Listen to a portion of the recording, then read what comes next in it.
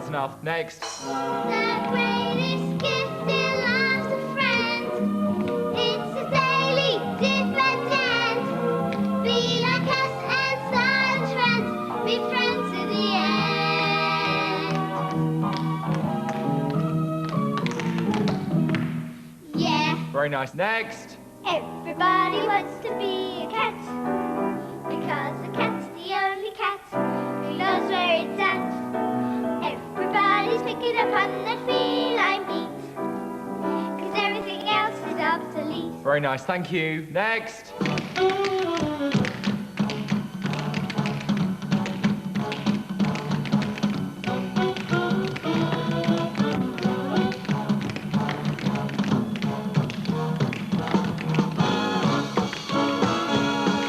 Thank you, girls.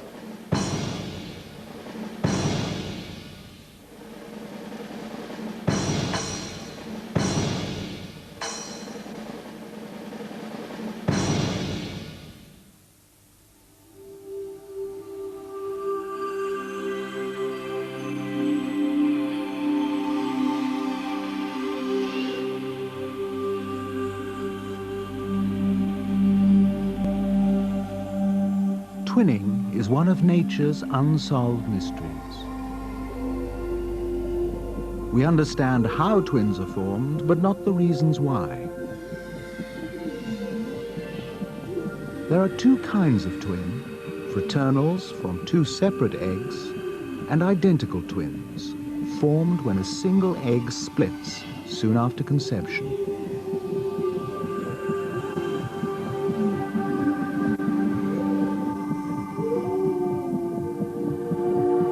Identical twins share all their genetic information. They are perfect copies of each other, clones.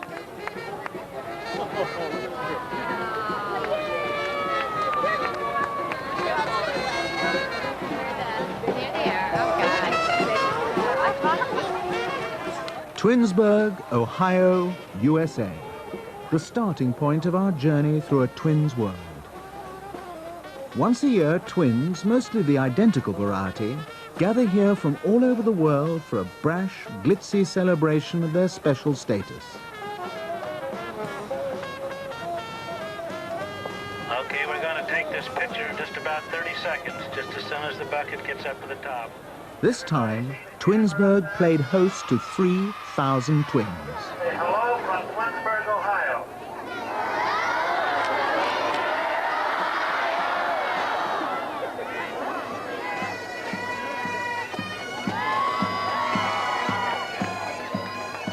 Twins seem to challenge everything we believe about ourselves, that we are unique and individual with the power to choose, with free will.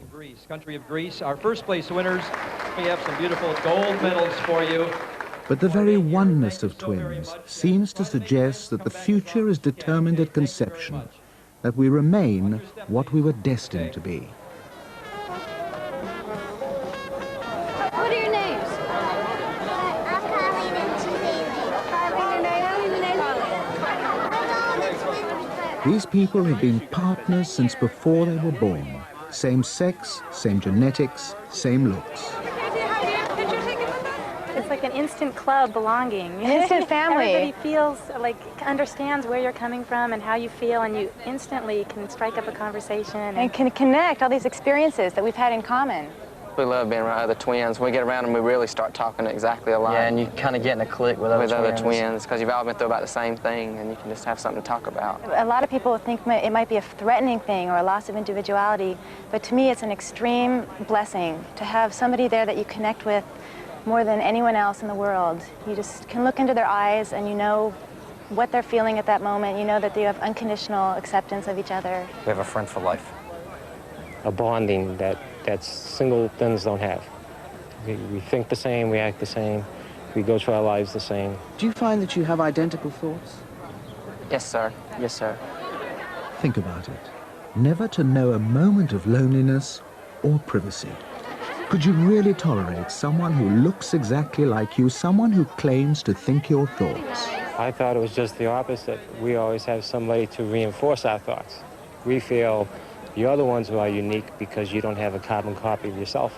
We dressed alike in the house of mirrors, and I ran into a mirror. I thought it was her coming toward me, and I ran into the mirror.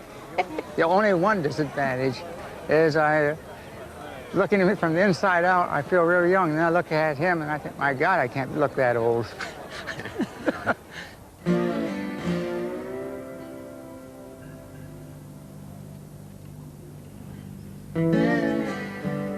Bill and John Rife are the superstars of this twin universe.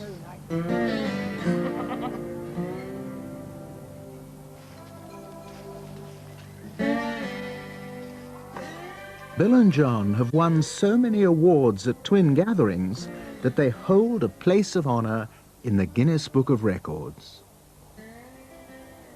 We've been going to the International Twins Convention for about 41 years, and we have got prizes for the most identical twins in the world. In the world? And the most medals. And the most medals of any Medals for the most identical twins, yes. So you're the world champion twins? I guess that's what you call it.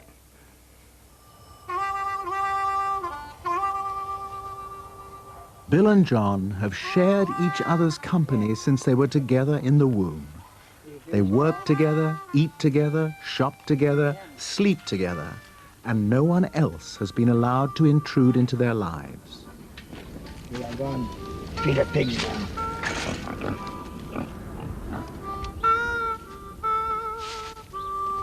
It'll take long to do that. Bill and John seeming capable of separate thought and action. Their speech is a duet. Ready? Yep. They move in tandem.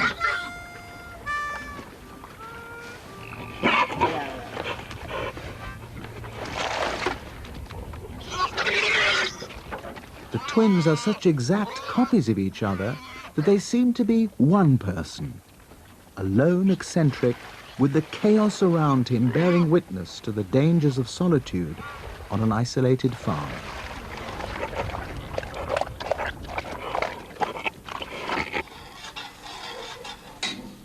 This twin partnership seems to lack all the elements that enrich most relationships. The contact between different minds, the sharing of different experiences. Listening to Bill and John together is like eavesdropping on someone talking to himself. Cream and chicken would be good. Chicken, got a couple cans of chicken noodle? Yeah.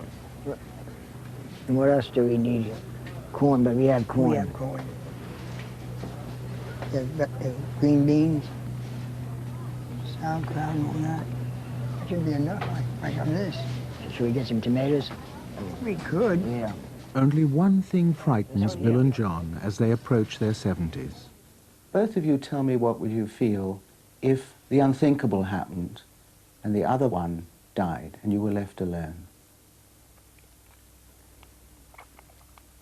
It'd be a terrible hard thing to do. If anything would ever happen, and if in case anything would happen to my brother, Bill, I mean,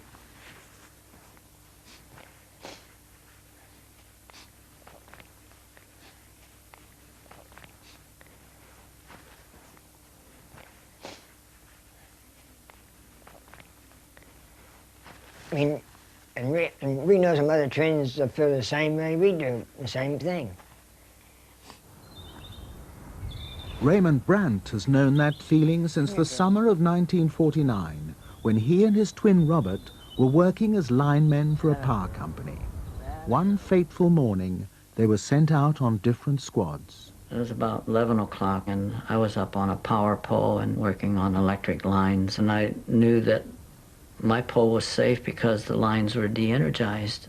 All of a sudden, I experienced a tremendous electrical jolt that went through my entire body, and instantly I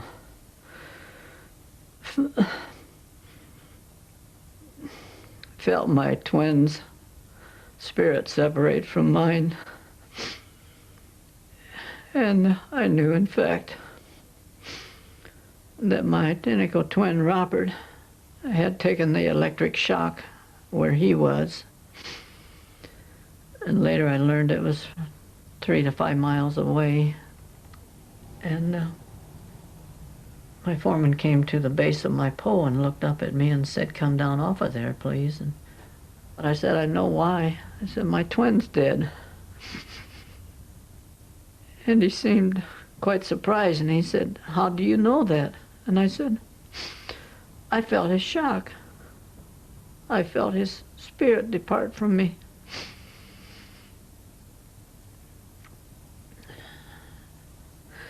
This was 47 years ago on July the 5th, 1949, and yet I daily relive my twin's death.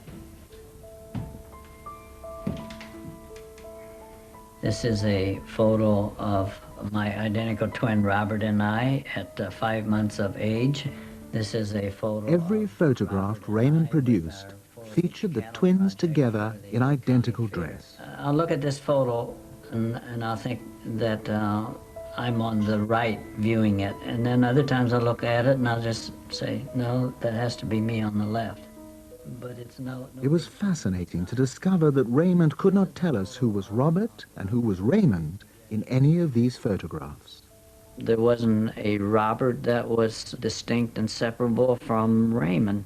There was no way we could define where Robert began and ended, or where I began and ended, nor, more importantly, did we care, nor did we want to.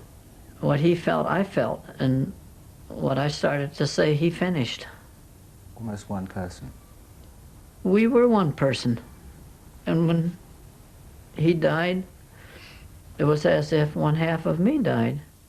Since primitive times, this notion of twins as two halves of a divided self has been a cause of fear, curiosity, envy, and fantasy.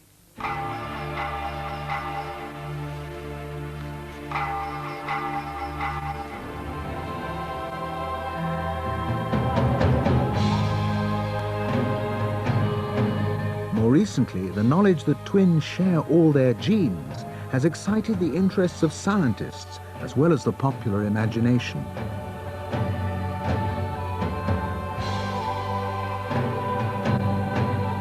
At St. Thomas's Hospital, London, identical twins, Dawn and Davina, are scanned to compare skeletal structure and the distribution of body fat. The match is perfect. The research that is being done at St. Thomas's to determine the inheritance of conditions such as osteoporosis and arthritis is helping in the search for specific genes responsible for those conditions.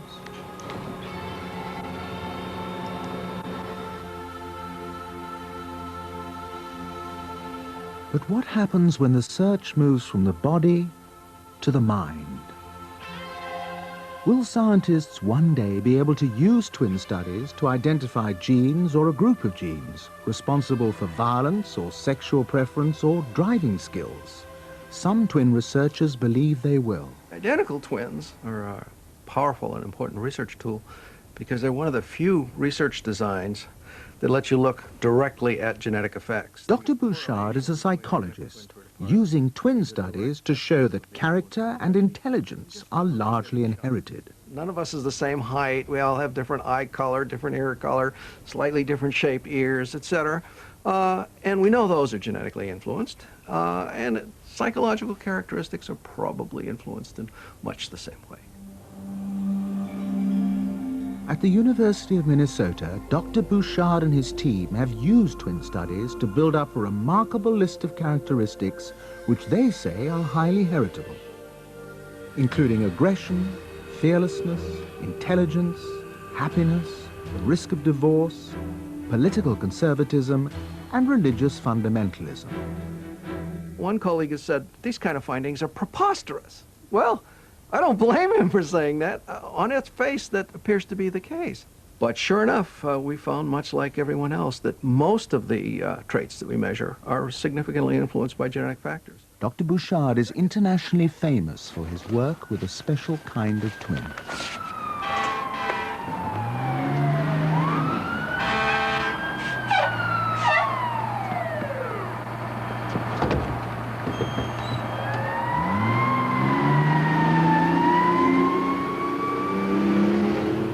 This is Jerry Levy, fire chief in Tinton Falls, New Jersey. Jerry was adopted when he was 3 days old. 30 years later, Jerry discovered that he had an identical twin, Mark, living only 65 miles away. Cases like this were a heaven-sent opportunity for Dr. Bouchard. As the twins had been brought up in different environments, it would suggest that everything they had in common was down to the genes. And would you believe it? Mark, like Jerry, was a fire chief, and the similarities did not end there. The way we walked, talked, our laughter, the way we hold the beer with our pinkies underneath the glass, our voices are identical. You couldn't tell us apart. Movies, John Wayne, Laurel and Hardy. What'd you do when you wake up on a Sunday morning? Oh, first thing I do is number one, watch cartoons, and then TV shows we watched, things we did, sports. Basically, almost our whole job history was parallel. You know, we both worked in supermarkets. We both worked in gas stations at basically the same time. I went to school studying forestry. He was working for the town as a tree climber. Was that a bit unnerving to find that you had all those similarities between you? Spooky. Twilight Zone. We like to believe that we have a hand in shaping who we are. But Mark and Jerry's experience suggests that it's all predetermined, in the genes. Or does it? The family, the home life was the same. Almost identical. He had a sister, I had a little brother.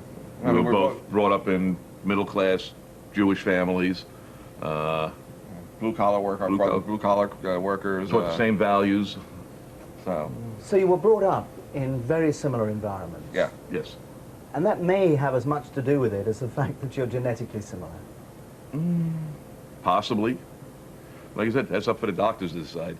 At the University of Minnesota, they have decided, concluding from their twin studies that human beings were not born to be equal. Dr. Lickin is on the Minnesota team. I think there's no question that society will always be stratified at various levels of ability. I think that that's not only inevitable, but it's a good thing. We live, after all, in a meritocracy, and the whole purpose of a complex society is a division of labor. And the more successful it is in getting the competent people at the top doing those important jobs that require, for example, a high IQ, the better off for all of us.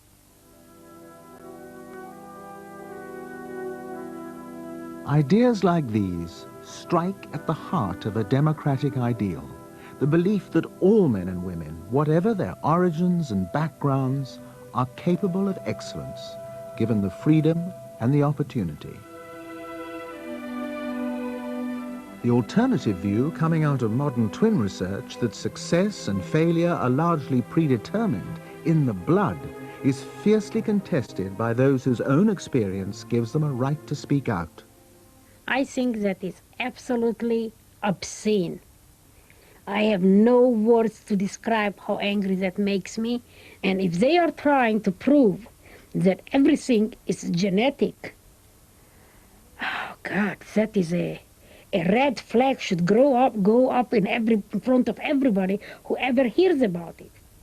Eva Kor has survived one of the darkest chapters in the history of twins.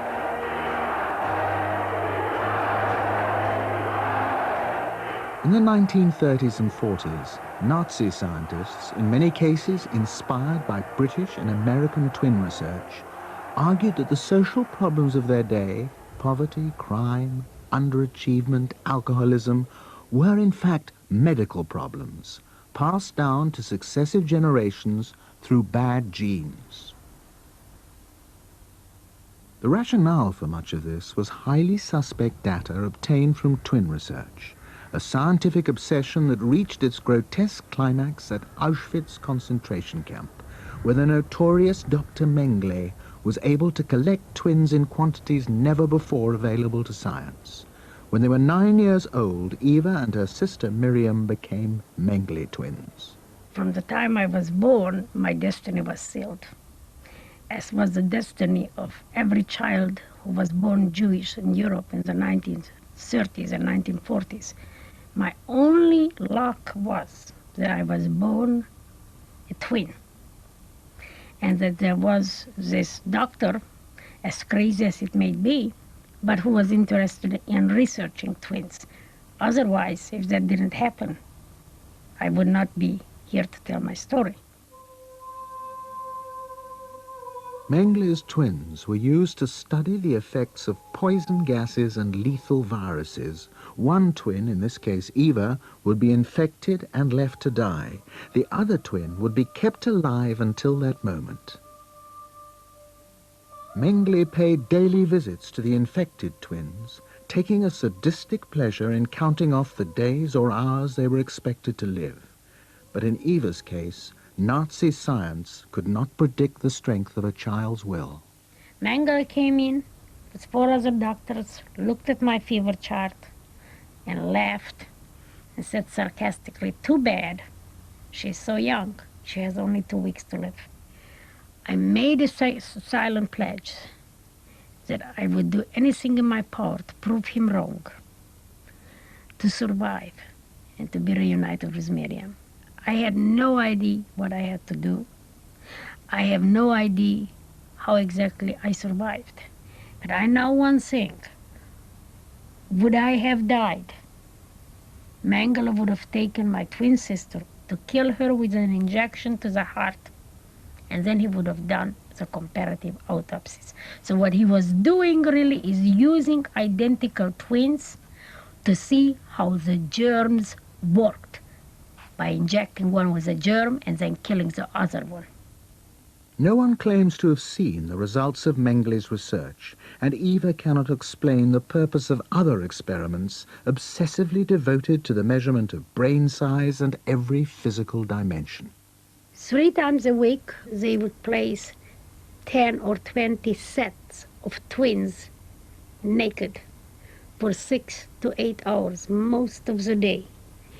They would measure every part of my body, measure the size of the nose, the shape of the nose, compare it to chart, compare it to the other twin. I remember they used to take this instrument, press them against my skull. I hated those instruments. The only way that I could cope with it was by blocking it out. I remember feeling like I was just a living piece of meat. On January the 27th, 1945, Auschwitz was liberated by soldiers of the Red Army. Mengley had slipped away 10 days earlier. Out of over 3,000 twins he had used in his experiments, only 161 survived. Eva and her sister Miriam led them out of camp. Miriam eventually died from the after effects of one of Mengley's experiments. Today, some of the tests that Eva Kor remembers in her nightmares are still being performed, though in vastly different circumstances. Certainly no one at the University of Minnesota believes that whole groups of people should be eliminated, and the twins who come here to be tested are willing volunteers. Thank you. Can there be any reason then to feel nervous about this line of research? There have always been people who don't want us to study this, don't want us to explore that. I think we've been capable of dealing with all the kinds of discoveries that scientific research have generated. There have been some close calls. The atomic bomb's a terrible kind of a thing. Nuclear power can be dangerous. It may be that knowledge about genetic influences could be dangerous and misused. I think the real question is, do we try to understand why we function the way we do, or do we close our mind and say, no, we've made these previous judgments and the facts are irrelevant? Are you ever worried that the results of your research and your findings might be misused? Oh, I do worry about it on occasion. I must say I don't worry an awful lot, because any results can be misused. In fact, behavioral studies of twins have already been cited by politicians to justify cuts in social spending in these cost-conscious times. Why waste money trying to rehabilitate the criminal or educate the disadvantaged if scientists can show that the problems are genetic and therefore insoluble? Why agonize over the growth of an underclass if human failure is written in the genes? Eminent scientists reject these arguments. and are particularly critical of assumptions based on behavioral studies of twins. But it is the twins themselves who question the first premise on which much of the research is based. There is no way that two twins who are identical genetically are identical in their behavior. So they can measure all the bone sizes and the skull sizes. That does not make two people exactly the same. There is not one single set of twins that I have met in Auschwitz exactly the same. Always one of them was dominant and was the leader, and the other one was the follower. If I compare myself to my twin sister, we are completely different. One became one kind of a person and the other one another kind of a person. But that was not genetic.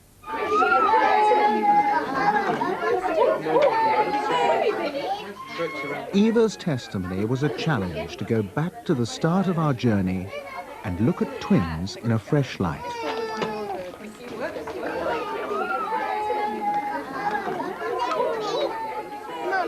Ealing, West London. Every 2 weeks, parents of young twins come together for a social and mutual support. Coming through, just mind the heads, mind the heads, mind the heads. Be careful, Alexi. Elizabeth Davis is mother of identical twins, Hannah and Laura. I can't think of a single way in which Laura and Hannah are the same. From the moment they were born, their personalities just shone through. You know, when I came round from the anaesthetic and I looked in their faces and they were so different, and I could tell they looked at me in a different way. Even those first few days, they asked different things from me. The very thought of twin research makes me go cold. I mean, I can feel my flesh creep. None of the information has ever been helpful to twins or their families. Twins were simply used as a research tool. The assumption was that they are clones, they're genetically identical, that their environments are identical. Now, I agree their physical environment is the same. That's absolutely correct.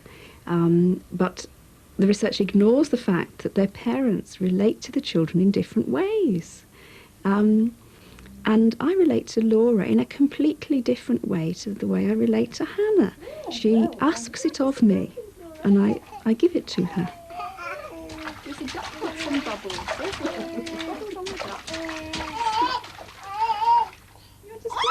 They are so profoundly different.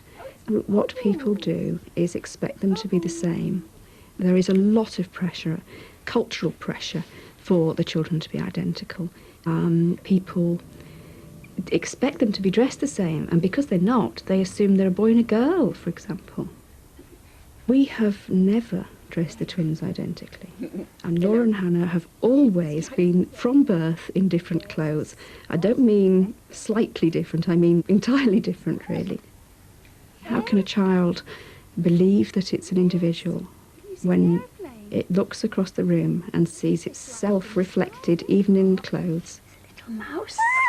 I feel a great sense of unease as a mother when I see twins dressed the same. I know it's a strong thing to say, but I think it's cruel. I really think it's cruel. Are twins really as different in character as a mother claims?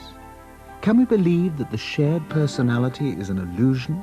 That twins only dress alike and conform because others expect it of them? Or is there a more complex truth? Perhaps there's an important clue to be found here. On a December evening in 1964, police and ambulance men were called to this apartment in Southern California. As they entered the building, a young man ran out to meet them. He was distraught, introducing himself only as Tim. Tim told the police to follow him to his apartment. It was to be the first of many surprises, for this was the owner's apartment, which one entered through an office. The whole building, the police discovered, belonged to 22-year-old Tim. In the sitting room, Tim hung back, gesturing the officers towards this corridor. He immediately withdrew into the kitchen and poured himself a stiff vodka. The police and ambulance men approached this room. Lying on the bed was Tim's exact double, with one difference. This young man was dying. On the floor nearby lay a .22 caliber Winchester rifle. Tim had shot his identical twin brother, Todd, in the heart. At 11 p.m. that night, Tim was arrested and taken to the Temple City police station. 2 days later, on December the 9th, 1964, Timothy Wills Nicholson was arraigned on the charge that he did willfully, unlawfully, and with malice aforethought murder Todd Nicholson, a human being. After 33 years, Timothy Nicholson has agreed to break his silence and talk frankly about the death of his twin brother. I want to know from you why you've agreed to talk to us. That I hope that a family can understand what happened in my life, and if they see that same pattern developing, and they can see the terrible tragedy that happened between Todd and Tim because of the way they were raised, you know, and prevent a similar tragedy, then this is all worth it. The trial of Tim Nicholson opened at the Pasadena Supreme Court on May the 3rd, 1965. The case had all the sensational ingredients. Tim and Todd were rich kids, related to 3 powerful Chicago dynasties. At age 18, they had received $1 million between them from a family trust fund. But even more sensational, Tim and Todd, rich killer and rich victim, were identical twins. In the absence of any clear motive, the trial turned into a public dissection of the twin relationship. If Tim and Todd were 2 halves of a divided self, it was evidently a schizophrenic self. The court heard how since infancy the twins had always been dressed alike, always squeezed so tightly into the same mold that they had to break free but could not break free. It was an extraordinary story of love and hate, of mutual dependence and bitter rivalry which continued through school, in relationships and in business, where Todd failed, where Tim succeeded. We always competed. Always. It was always one-upmanship. Always one brother competing against the other brother. It's just, that's the way we were raised. So what is your warning? What is your don't to parents of twins? Let them be individuals. Don't try to dress them alike. Don't try to make them into a clone. Let them be themselves, and don't pit one against the other. One of the big problems when you came into money was that you were much more successful than he was. He had a real difficult time with that, because we both wanted to be successful. We certainly didn't want to be parasites to a trust fund. And so we both went out there in the world, and as young boys, to try and do something worthwhile and be proud. And he kind of fell down. And I fortunately didn't. And that just created a tremendous amount of animosity on his part. But the more you succeeded, the angrier he became. The more violent he became. I mean, you know, he was the older brother by 2 minutes, and he's definitely imposed his authority. Called to the stand, witness after witness, including Todd's girl Rita and the boy's mother, testified that Todd, the victim in this case, was in fact the aggressive twin who had savagely assaulted his brother on many occasions. On the night in question, the defense argued, Tim had genuine reason to fear his twin brother. I'd finally come to the point in my life with him that he wasn't going to be pushing me around anymore. It's that simple. Well, what happened was, he reacted. He had his pistol sitting there, and he said, "You son of a bitch." And he went for his pistol. And I shot him in self-defense. And when I ran out of that room, I didn't think he was hurt. When I ran out of the room, I was thinking, I'm going to get shot in the back. How did you hear that Todd had died? The police came, and then I was sitting there, and they brought Todd out in this gurney. And he had a little bit of blood here, and I saw him. It's the last time I ever saw him. And I thought he was hurt. And I went to him, they held me back, and I said, he's hurt. He's gonna be all right. And they said, yeah, he's gonna be all right. And he wasn't. That's the last time I ever saw him. It was self-defense. But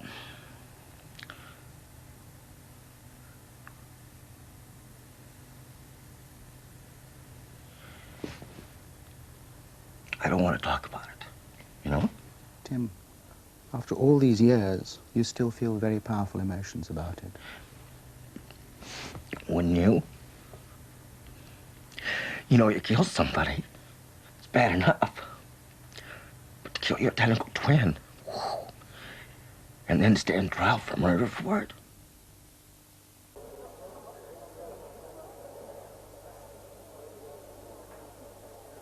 On June the 9th, 1965, the jury in the Nicholson trial reached a unanimous verdict.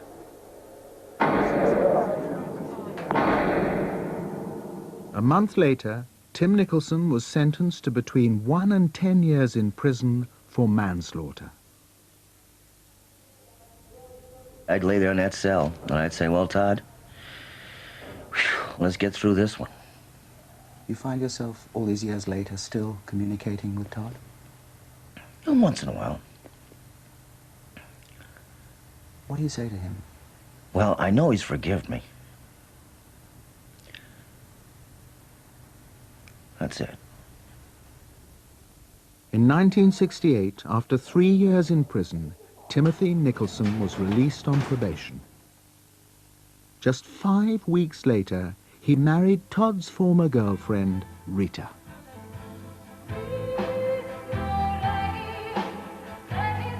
The twin relationship seems as variable as any human relationship. For every case of destructive rivalry, there's an equally compelling example of harmony and mutual support. Karine and Sarah only started on the trapeze when they were 16 years old. By the time they were 20, they were world-class performers, an achievement they attribute entirely to the strength of their twin bond. First, the act is about us, about twins' relationship. And being twins was something strong since the beginning, and we wanted to tell them that trust and love between two people can exist.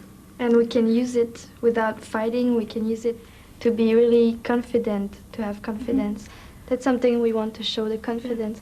Sometimes it's so hard because I don't want to drop my sister, and I get suddenly scared, but I'm scared too. So if she's too scared, I will say, I'm scared too, and then she's gonna say, no, don't be scared, I catch you. Yeah, that's a trick we do. I can even feel what she feels, even if it's just the feet that's connecting. Because we know each other so much, we rehearse so much together, and we just look at each other and we talk with the eyes. We've talked a lot about similarities. Do you feel there are differences between you? Yes. In what way? We are so different, yes. We know it, yeah. We are the opposite. We just started with the trapeze act to understand that we are completely different. Yeah. I'm the strongest one, and she's the more flexible. Yeah. I'm left-handed, and I'm right-handed. And I feel that the right part of my brain works more than my left, because she's really artistic, and I'm really basic, based on the ground. Right. So we really feel that we are two persons completely the opposite, but together we make something strong. Together we always push, push, push, and go high, high, high, high, higher than somebody else. Alone, we would not have done it. Together, we are very strong.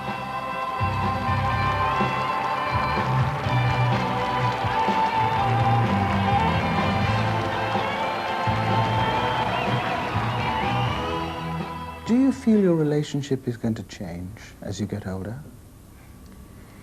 Me, I don't wish. I wish it stays the same. But what about boyfriends, eventually marriage, eventually having families? That's just going to be something to share with my sister. And she's going to see my kids, and she's going to love them, I'm sure. And yeah. I'm going to love her kids, and it's going to be great, just great, great, great. You're never going to feel slightly jealous if Sarah forms a close relationship? No, I'm gonna be so happy. We had boyfriends and it was really not a problem. It's the only problem is to be with the boyfriend as happy as we are with the twins. It's so hard. But we will never be, that's impossible.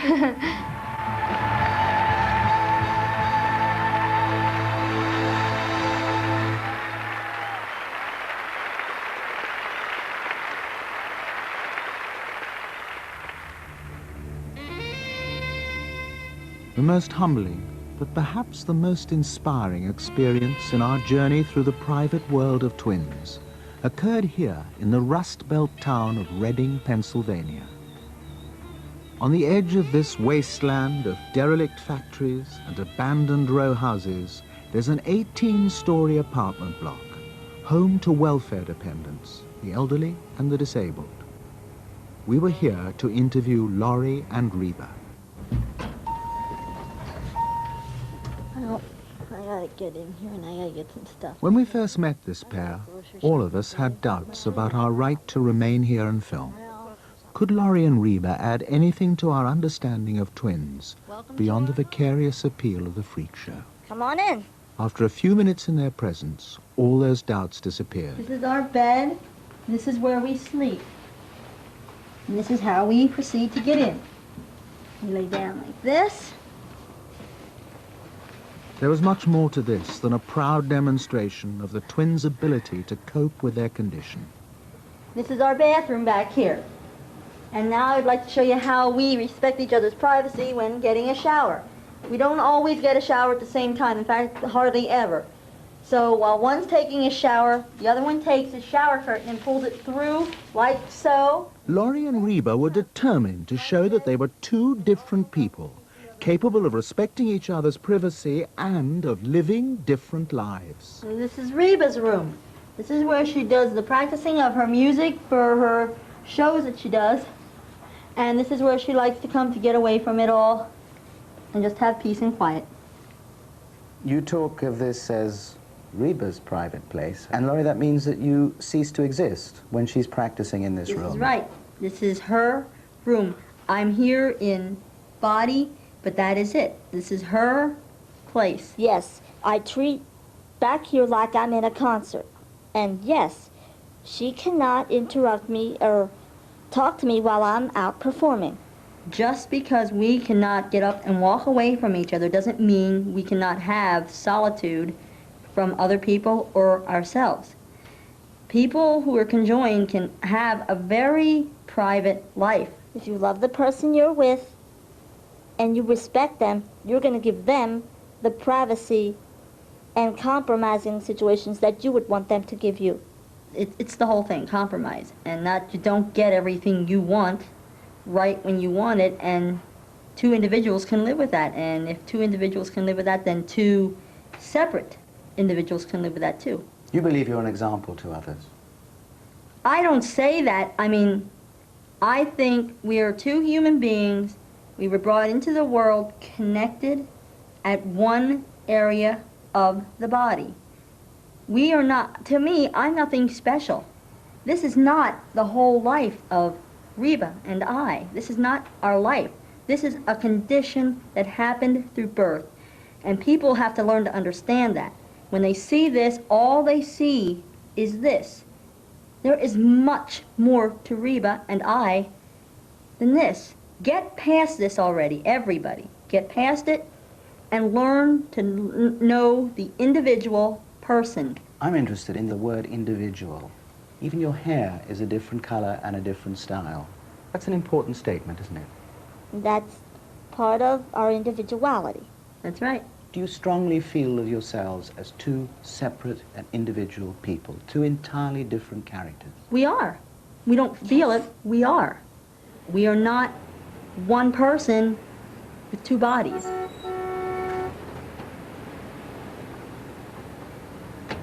Laurie and Reba have no difficulty stepping out into the world and getting on with life. Morning. How are you today? Fine, thanks. Nice to see you. Thank you. Laurie is now seeking a new job after a 6-year stint working in a hospital laundry. Reba has made her second trip to Nashville this year in the hopes of launching her singing career.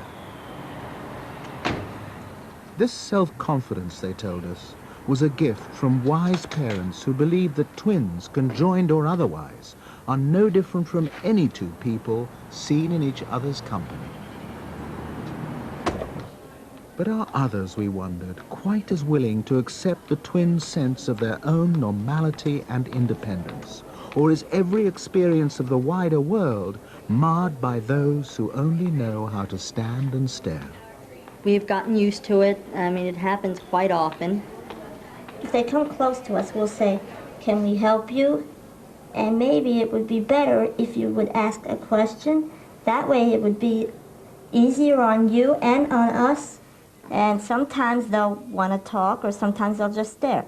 Do you ever feel angry, either of you? Do you ever think to yourselves, why wasn't I born a separate individual? No, never. Our parents instilled in us from the day we were old enough to know better and to understand what they were saying, that God did this for a purpose.